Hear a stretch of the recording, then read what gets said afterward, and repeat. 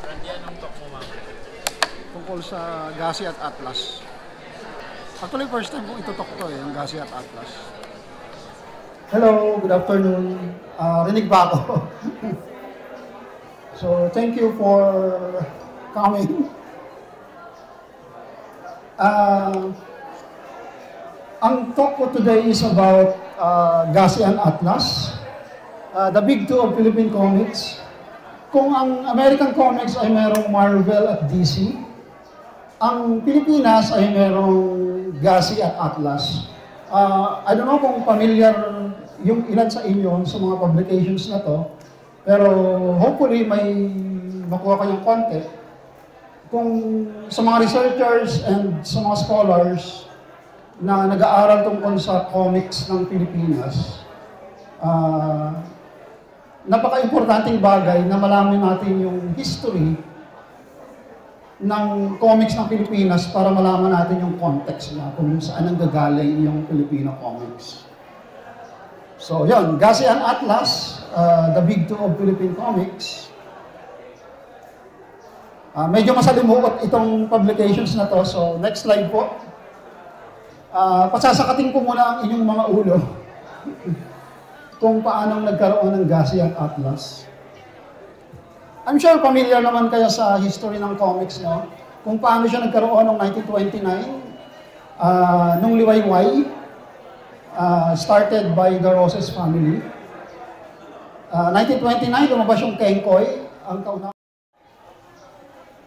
Nilabas ni Don Ramon Roses yung Ace Publications, 1947.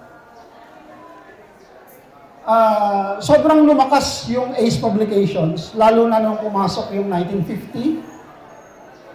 Doon lumabas yung mga pangalan nila ni Storedondo, nila Alcala. Doon din lumabas yung mga characters tulad ni Darna. Maraming mga sikat na characters. But then, nagsara yung Ace Publications noong 1961. Ayon sa mga story, well, ayon din sa mga written documents, nagkaroon kasi ng kaso yung Ace Publications dahil yung mga workers nila, hindi lang yung mga writers at yung mga artists, yung mga workers ng Ace Publications, nagrereklamo na kulang daw sa bayad, ganito. So nagkaroon siya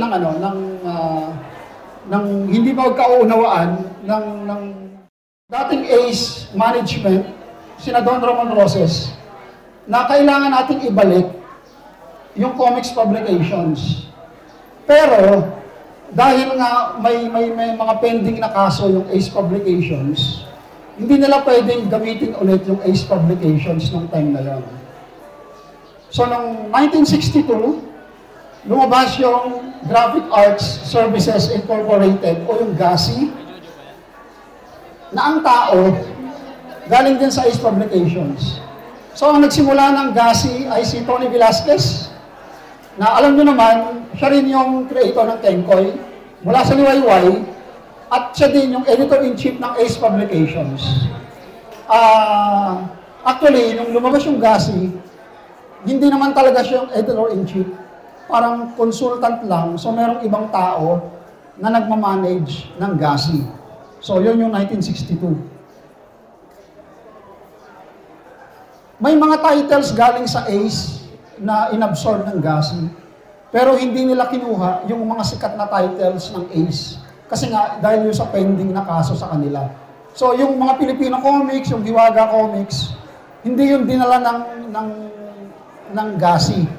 Ang ginawa ng GASI, gumawa sila ng ibang mga titles like Kislap Comics Magazine or Pinoy Comics. Gumawa sila ng ibang titulo para hindi obvious na yung bagong publication na to ay dating Ace. So nagtuloy-tuloy naman yung GASI. Ang namuno dito ay yung anak ni Don Ramon Roses, si Doña Carmen, kung hindi ako nagkakamali. Doña Carmen Roses. So, lumakas yung GASI, nagtuloy-tuloy naman na siya. Nakilala na yung mga characters, yung mga titles ng GASI. And then, 1967, nakaisip ulit yung mga Roses na kailangan bumalik yung dating Ace Publications. Lalong-lalo na yung mga best-selling titles like Hiwaga or Filipino Comics. Pero dahil nga meron ng GASI, hindi nila pwedeng i-absorb doon sa GASI yun. So, noong 1967, lumabas yung Atlas Publications. Yung nasa dulo. So, yung Atlas, yung kumuha ng mga dating titles ng Ace. Yung Filipino, yung Hiwaga, at yung iba pang mga titles na dating best-selling titles ng Ace, kinuha ng Atlas yon. At sumikat din yon. So, sa tingin ko, itong Atlas at GASI, yung pinakamalalaking publications ng comics ng time na yon. Kasi meron noong mga maliliit na publications, like halimbawa, si Pablo S. Gomez, yung sikat na writer, na gumagawa noon sa Ace, nagtayo siya ng PSG Publications. Pero mga 1969 yata, yung mga titles niya, binenta niya sa ibang publications na pag-aari ng Roses, gaya ng United Comics. So, yung mga maliliit na publications na to, meron pang isa, halimbawa yung Craft, na binuo ni na Redondo, ni na Alcala, ni na Fernandez. Nagtayo rin sila ng publications noon, pero hindi rin nagtagal. So, ang natira lang talaga, itong mga publications ng Roses. So, kung familiar kayo doon sa, may video ako sa YouTube na isa sa tinitingnan kung bakit bumagsak daw yung comics sa Pilipinas. May 6 na dahilan, di ba? Iba-iba. At yung pinakahuli doon, yung monopolyo ng mga Roses family. So, isa sa pwede nating tingnan, na karamihan ng mga comics publications talaga na lumabas noon ay galing sa Roses family. Like, halimbawa, sa graphic arts, noong 1973, galing din sa family, lumabas yung API, o yung Affiliated Publications Incorporated. Sa Atlas din, lumabas yung Ace. Maraming mga sikat na titles ng ang nilabas ng mga publications na yan. Pero lahat yan, galing lang lahat sa Ace. Meron pa yung Counterpoint Publications, yung Islas Pilipinas na I'm sure alam nyo, actually lang naglabas ng Funny Comics noong 1975. So lahat yan, galing yan sa Roses clan, sa Roses family. Sa bakura ng GASI lang, halimbawa, nung naabutan ko ng 90s, ang GASI matatagpuan sa 18th Avenue sa Cubao, sa Murphy. Sa loob ng compound ng GASI, merong several publications na naandyan. Naandyan yung Sonic Triangle, naandyan yung Infinity, at marami pang iba. Sa bakura ng Atlas, ganun din. Merong several publications sa loob niyan na iisang family lang din ang may-ari. Pare-pareho. So, babalikan natin lahat yan mamaya sa bandang huli kasi malaking role itong mga publications na to na galing sa kanila kung paano nilang sinalo yung mga titles ng Atlas at GASI. So, next slide po. So, punta muna tayo doon sa pagkakaiba ng Atlas at GASI. Kasi I'm sure, lalo sa mga generations na yon, pag tumitingin ng comics natin ng mga luma, di ba nakikita nyo mga nakapost online, mga comics ng mga luma. So wala tayong idea, may pagkakaiba ba itong mga to? Meron. Hindi lang tayo masyadong aware, pero merong pagkakaiba yung dalawang publications na to, na dalawang malalaking publications. So simulan natin doon sa mga best-selling titles ng Atlas. Ang best-selling titles ng Atlas ay, sabi ko nga kanina, galing sa Ace Publications. Like yung Filipino Comics, yung Hiwaga, yung Horoscope, mga best-selling titles ng Atlas yan. Of course, yung number 1 na best-selling title na galing pa sa Ace is yung Filipino Comics. Diyan lumabas yung Panday, yung mga drama noon na nobela na naging pelikula, ganon din sa Hiwaga. At tingin ko, yung pinaka-last na best-selling title ng Atlas, yung True Horoscope Comics. Ayon sa nakausap kong editor, ang purchase order ng Horoscope Comics noon, umaabot ng 1 million a week ang nilalabas. A week. Ganon kalaki. Ganon kalakas yung Horoscope Comics na nilabas ng Atlas. So, ilan lang to sa mga best-selling titles ng Atlas. So, imagine, di ba? 1 million copies a week. Ganon siya kalaki. So, sabi nga noon, kapag ang isang title daw sa comics ng Pilipinas, kapag bumaba ng 10,000 copies ang piniprint, pinapatay na agad yan. So, ganun kalakas ang comics noon. Samantala ngayon, di ba kung pumunta kayo sa National Bookstore, makikita nyo doon yung mga romance novels, best-selling, 25,000 copies sold. Bino mo best-selling na ngayon yan, 25,000 copies. Nung panahon ng comics, tatawanan lang yan, 25,000 na yan. Ganun kalaki yung comics publications ng araw. So, next. Punta naman tayo sa best-selling titles ng Gasi. So, ang best-selling titles ng Gasi is yung Aliwan. So, dyan lumabas yung Suma. Yung Pinoy Comics. Makikita niyo yung mga title ni mga Pinoy Comics, parang may recall siya sa Filipino Comics. Sinadya nila yon para yung mga pangalan magkakaugnay. Yan. And isa sa tingin ko na pinaka-best-selling title ng Gasi noong 1990s ay yung Shocker Comics. Na isang horror comics, isa sa pinakamabentang comics siya noon, noong 1990s. So, ayan yung mga best-selling titles ng Gasi.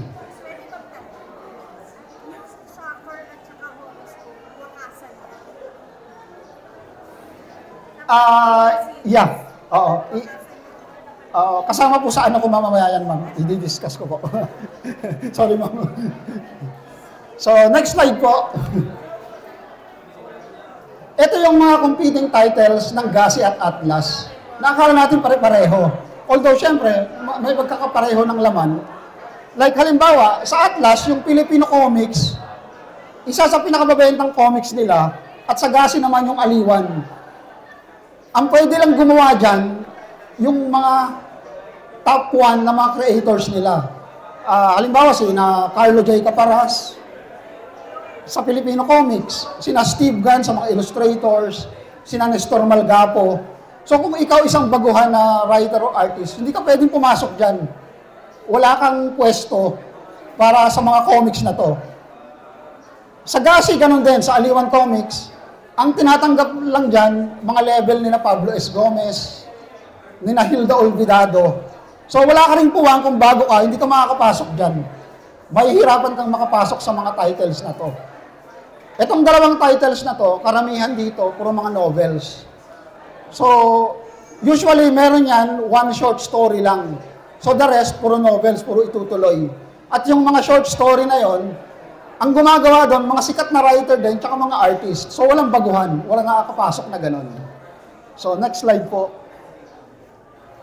Isa rin to sa mga best-selling titles ng Atlas. Tagalog Classics is Atlas. Pinoy Comics is Gasi. So, ganun din. Ang tinatanggap lang nila, mga sikat na writers at artists. So, next. So, sa horror, meron din. Yung Atlas, merong Hiwaga, at yung Gasi, merong Shocker. So, pareho ng concept, horror, mystery, mga dark stories, pero magkakalabang title siya, magkakalaban.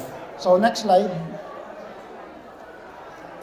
Sa children's stories, nung sumikat yung funny comics noong 1975, ng Islas Pilipinas, naglabas din yung Atlas at Gasi. Sa Atlas, yung children's stories, wala akong makitang image online eh. Meron ako ng mga ano nila, pero hindi ko na kinalkal. Pero ito yung nilabas ng Atlas, yung Christmas stories. Sa Gasi naman, yung Bata Batuta, tsaka yung for children only. So mga pambatang comics yan na naglalaban-laban. At lahat yan, influensya ng funny comics dahil sobrang sumikat yung funny comics ng time na yon. Okay, next. So, meron din silang mga samurai stories. Like sa Atlas, merong Ninja Comics. Sa Gasi, merong Shogun. Ayan. So, yan yung mga naglalabang titles noon. So, next. So, sa Atlas, merong happy. Sa Gasi, merong comedy. So, ang laman niya, mga comedy. So, yung mga cartoonist minsan gumagawa dyan. Dumating din yung time na nagbago sila ng tema. Kasi noong 1990s, nauso yung mga sexy comedy. So, yung happy, ginawa nilang sexy comedy yung kwento. So, sa Gasi, ganun din. Naglabas sila ng mga L na L, sexing tapusan. So, meron silang mga titles na ganun. So, magkakalaban yung mga yan. So, next. So, yung mga artists and writers, meron ding exclusive lang sa Atlas at sa Gasi. Although, karamihan ng mga writers at artists, mga freelancers lang naman yan eh. Kung totoo siya, wala namang may hawak na publication sa kanila. Pero, yung mga publication kasi, meron silang mga creators na gusto talaga nilang hawakan. Na kailangan wag kang gumawa sa ganitong publication. Dito ka lang sa amin. Like sa Atlas, madalas ko nakikita, hindi ko alam kung exclusive sila ng time na yon. Like si Nestor Malgapo, tsaka si Steve Gunn, yung lahat ng works nila, makikita mo lang sa Atlas. Hindi sila gumagawa sa Gasi. Puro nasa Atlas lang yung trabaho nila. At the same time, sa Gasi naman, ang madalas ko nakikita noon, yung gawa ni Hal Santiago, at sino ba sa dulo? Si Bicatan. Yan. So, si Hal Santiago tsaka si Bicatan, hindi mo makikita sa Atlas Comics yan. Karamihan ang gawa niya nasa Gasi lang. So, meron sila mga ganon. Hindi ko lang alam kung exclusive sila sa ganon or okay na sila doon sa publication na ginagawa nila. Like, halimbawa si Mang Rudy Florese, yung father-in-law ni Jerry Aranguilan, nagsimula siyang gumawa sa Gasi noong 1960s. At hanggang 1990s, hindi ko siya nakita kailanman na gumawa sa Atlas. Puro Gasi lang yung ginagawaan niya. So, I don't know kung meron siyang contract doon or talagang sa dami ng project niya sa Gasi, doon lang siya. Tsaka sa sa GM Miranda and Sons, doon lang siya gumagawa. So, wala akong trabaho niya na nakikita sa Atlas. So, merong mga ganon, itong mga publications na to. Mga exclusive artists and writers. Next. Pero, sabi ko nga kanina, maraming mga writers din, tsaka artists, na freelance, gumagawa sa parehong Atlas at Gasi. Like halimbawa, si Mar Santana, ang tingin ko na pinakamaraming ginagawaan na publication. So, mula Atlas, Gasi, sa API, kung saan-saan publication, gumagawa siya. At nalaman ko, kaya pala ganun kadami yung gawa niya. Marami rin siya mga assistant artist. So, marami siyang kinukuha ang assistant. Actually, isa sa assistant niya, yung si Clem Rivera. Naging assistant ni Mar Santana si Clem Rivera bago siya nagsolo. So, si Clem Rivera, isa rin siya sa freelance artist na gumagawa sa Atlas at sa Gasi. So, hindi siya exclusive sa kanino mang publication. Next. So, sa aming mga contributors nung time na yon, nagsimula kasi ako mag-contribute sa mga publications nung mga early 90s. Para sa amin, meron kaming pakiramdam na ang Atlas at Gasi ay magkaiba. Ang feeling namin sa Atlas, napaka-traditional. Anong ibig ko sabihin traditional? Number one, yung mga stories at mga drawing ng Atlas, talagang galing doon sa mga style na sinimula ni Kuching, ni Redondo, o kung sino man yung mga veterans na sumikat noong mga 1960s or 1950s. So sa Atlas, kung yung trabaho mo, kumbaga wala doon sa line ng trabaho ni na Redondo or ni na Alcala, mahirapan kang makapasok sa Atlas. Napaka-traditional ng Atlas pagdating sa ganyan, lalo sa drawing. Isa ako sa nahirapang makapasok noon sa Atlas. Nag-try ako noon sa Ninja Comics, pero hirap na hirap ako makapasok. Dahil medyo modern yung style ko, ayaw nila, hindi masyadong pasok sa kanila yung ganon. So, next slide. Yung Gasi naman, medyo modern siya. So kung makikita yung sample, halimbawa, lumabas ito sa Shackle Comics yata to, gawa ni Toti Cerda. So yung style ni Toti Cerda, parang si Mobius. Familiar naman kayo kay Mobius, di ba? Yung French artist. So, ganyan ang style ni Toti Cerda nung araw nung pumasok sa Gasi. So yung Gasi, tuwan-tuwa sa style niya. Isa sa paborito nilang illustrator, si Toti Cerda nung time niya sa Gasi. Pero si Toti Cerda hindi gumagawa sa Atlas. Kasi I'm sure, pag pumunta siya sa Atlas, hindi siya tatanggapin. Hindi naglalabas ang Atlas ng mga style na para mga Mobius. Wala silang mga ganon. Kaya din sinasabi namin na traditional yung Atlas. Kasi nga, maraming mga bata nung time na yon, especially nung 90s, na influence na ng mga foreign publications galing sa iba-ibang influence. Like, halimbawa, noong 1990s, yung Infinity na nasa bakuran ng Atlas, sila yung nakadiscover kina Gilbert Monsanto, kina Louis Antonio, yung mga batch na yan, yung style nila, bago sa Pilipinas. Although, siyempre, alam naman natin sa Image Comics kinuha yung style nila. Pero sila yung nagpasikat ng style dito na ganon. Sa Atlas, hindi sila tatanggapin kapag ganon drawing nila. Sa Gasi lang sila binigyan ng pagkakataon na mag-drawing ng ganon. At kaya nga, sa Gasi noon, maraming mga talented na mga bata na na-discover. Like, halimbawa, yung nasa gitna, gawa ni Ray Makutay. So, si Ray Makutay, para sa ilan, isang sikat na comics artist na ngayon na gumagawa sa France. So, doon siya na-discover sa Gasi. Kasi, I'm sure, kung pumunta siya ng Atlas nung time na yun, baka hindi rin siya tanggapin. Kasi nga, masyadong modern yung style niya. So, maraming mga bata noon na may bagong style na tinatanggap ng Gasi. So, next slide. So, ito muna ako.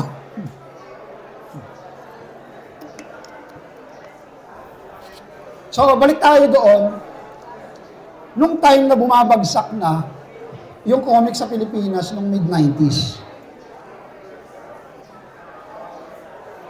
Yung Gasi,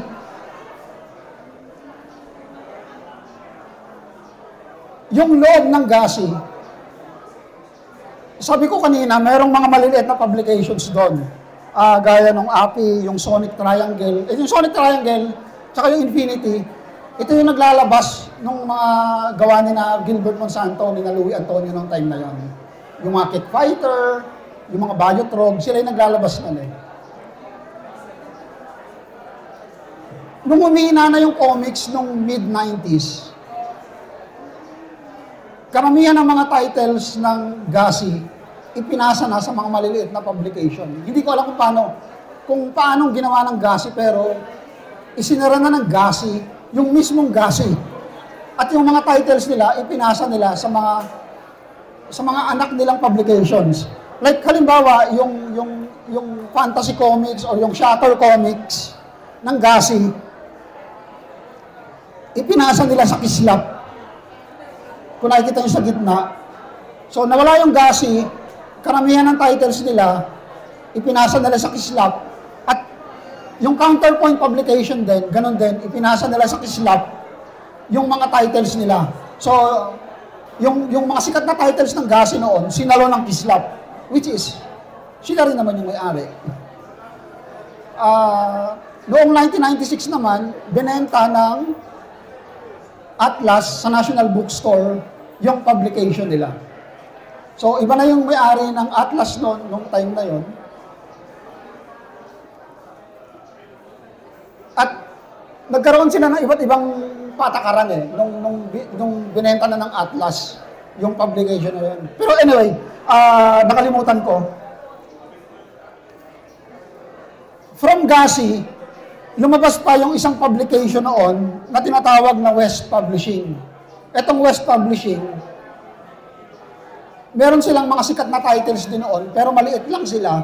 Pero Roses family din ang may hawak nito, yung mga apo. So,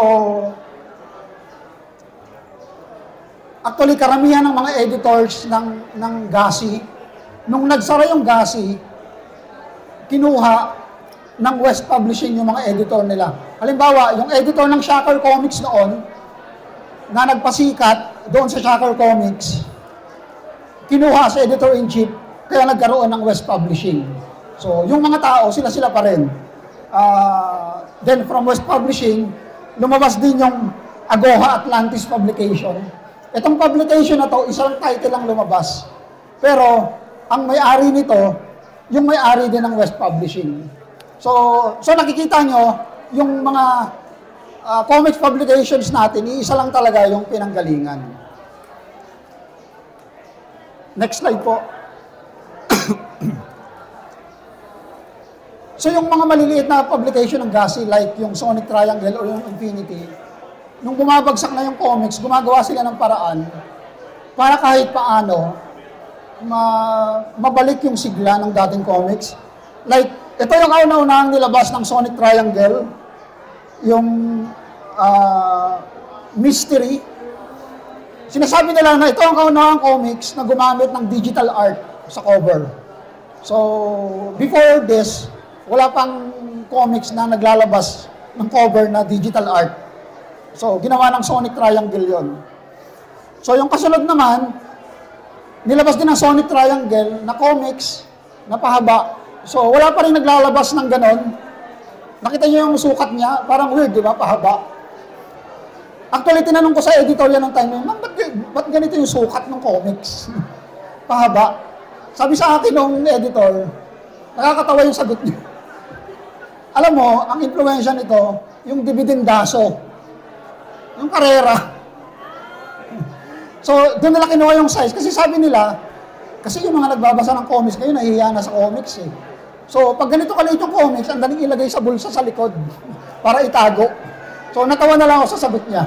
Pero yun talaga yon. Yung size niyan, kapareho ng dividendaso ng karera. So, next.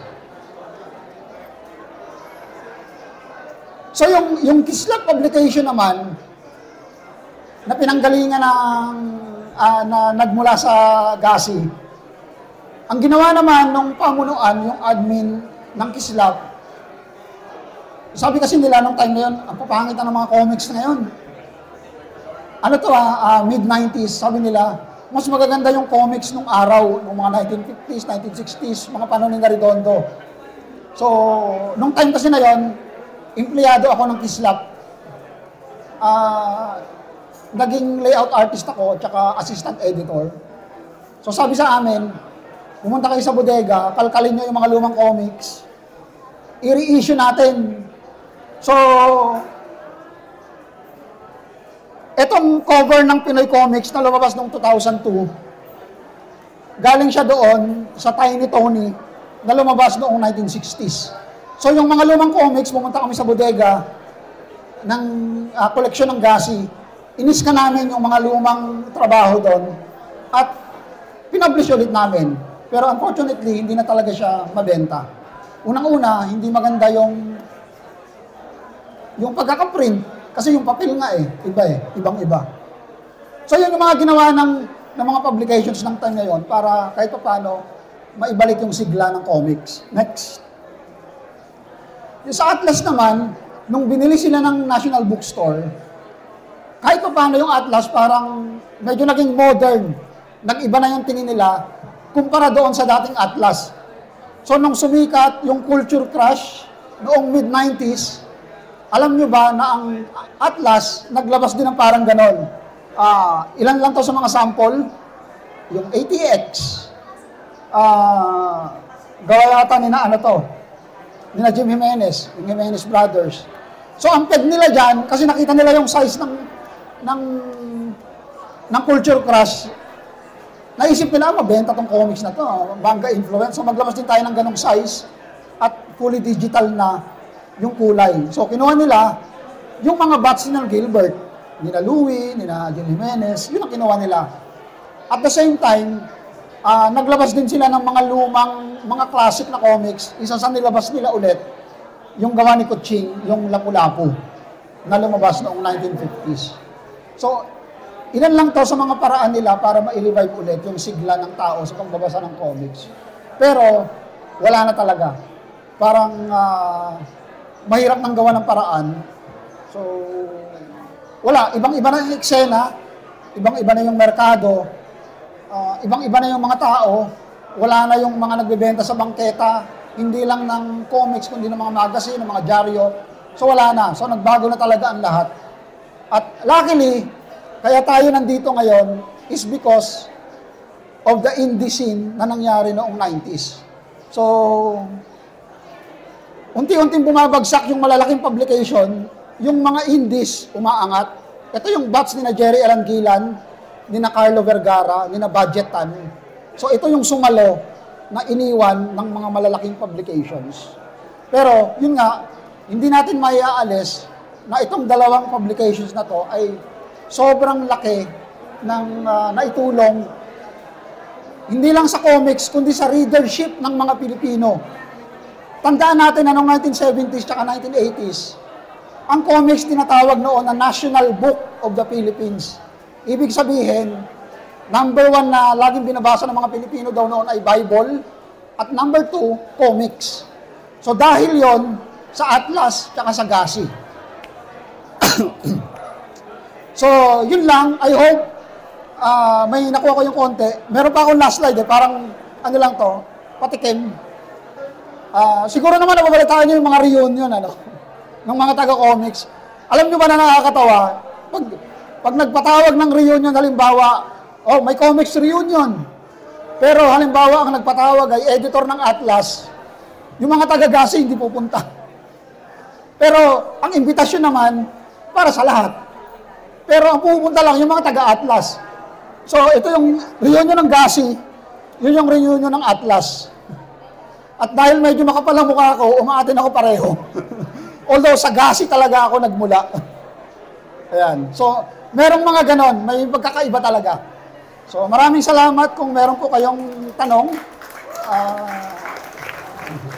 Parang readers noong mid-90s nasabi parang maganda yung mga lumang comics. Bakit po nila nasabing gano'n? Dalawang dahilan. Number 1, bumababa na yung quality kasi talaga ng comics ng time na yon. Both writing tsaka illustration. Nagdidemand na kasi yung mga writers tsaka artists na taasan na yung sweldo nila. Kaya nga nagkaroon ng welga noong early 90s yung mga writers tsaka artists. Nangihingi sila ng increase sa publication. Pero hindi maibigay yon. Hindi maibigay ng publication. Tinitingnan ko nga, baka kasi malaki rin yung role na nararamdaman na ng publication na wala na silang pera. Kasi unti-unti na nga bumababa eh. Hindi na nila kayang mag-increase sa mga writers at artists. Isa sa dahilan yon, bumababa na yung quality ng writing at ng story. Ikalawang dahilan, kaya yung mga publication na nagpasya na i-revive yung mga lumang comics is, sabi nila kasi, well, hindi naman nila sinabi, pero ang feeling namin noon, wala na silang pambayad sa writers at artists. So, yung mga layout artists na mga in-house, pumunta kayo sa bodega, iscan nyo yung mga lumang comics, yun na lang ilabas natin. At least, hindi na tayo magbabayad sa writer at artist. Libre na yun kukunin nyo na lang. So, yun.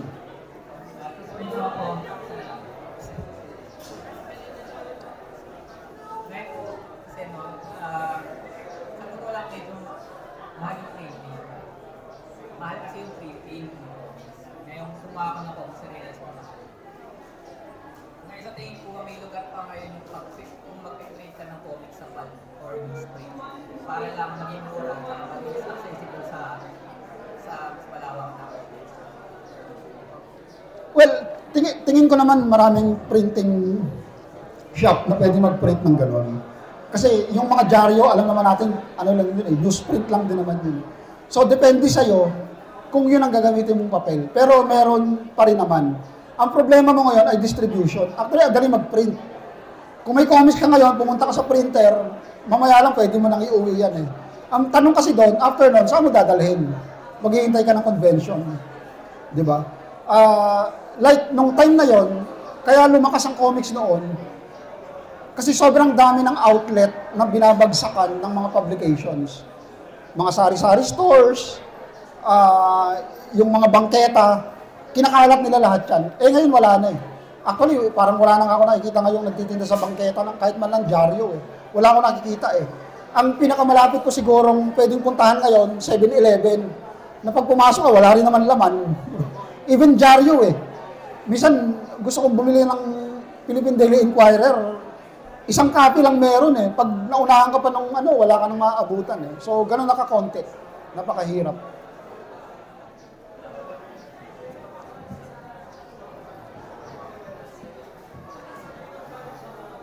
Sorry, I have to ask you in English. Do you think that the decline of the comic book scene in the Philippines is also due to the fact that many of the best artists went to the USA, working for Marvel Magazine and for Marvel and DC? Sorry, come again? What's the reason for the decline of the comic scene here in the Philippines in the 80s, 70s and 80s? I don't know. At that time, in the early 70s, the artist went to the US because the executive, the publishers from DC and Marvel got them. But then, when they left, like Redondo or Alex Nino or Alcala, comics is still big in the country. So, like I said, the 70s and 80s was the biggest market in comics at that time. So, I don't know if the comics invasion of the Filipino artist is a big factor of the decline of comics. Yeah, if there are no more questions, thank you so much. Palakpakin naman for Sir Ryan. Maraming salamat po. Thank you so much for educating us. Indie Comics Podcast.